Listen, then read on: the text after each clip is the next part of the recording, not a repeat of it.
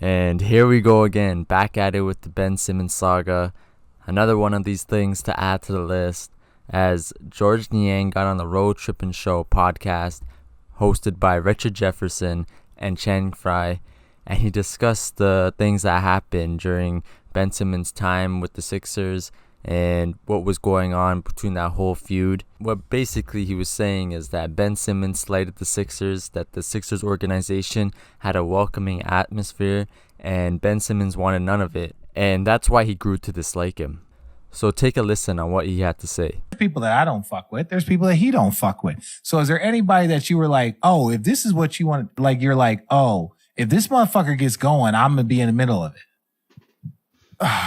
Is there somebody that just rubbed you the wrong way? Like, well, in Philly, it was the, and I don't want to like beat a dead horse with it because I actually feel bad at this point. The Ben Simmons thing, like that pissed me off because like, you know, guys are trying to make a living, right? And I came from Utah, like I signed like just a little over the minimum, and I'm like, oh, this is perfect. I'm a spot up shooter. This guy fucking drives the lane. Everybody collapses. He kicks out. Like, this is gonna be great for my career. Yeah. I signed a 2-year deal, like, and then he was like, I'm not playing. And I'm like, what the fuck? Like, we have no, like, this was before Tyrese Maxey. It was like, were we going to start Shake Milton or Tyrese Maxey? So it was like, Tyrese Maxey just came off a rookie year where he like got spot minutes. Right. And Shake Milton was like, you know, spot still, minutes. yeah, he was He's a still, defender. He's a defender. Yeah, he was still fighting for, so I'm like, how the fuck am I make something happen? And then he was walking around the facility, you know, like, you'd be like, what's up, man? Cause they're like, you know, welcome him back in, you know? And he'd be like, and that's when I was like, fuck this dude. Like, yeah.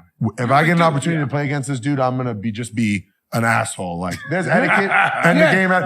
There's like, don't do dumb shit when you're out there. I was like, out the window. And that was the only one. Other than that, like, I think, yes, it is a business and I want to compete in between the lines, but I'm not going to, some players will cross the line of doing like dirty shit. I'm not going to cross that. I'll compete.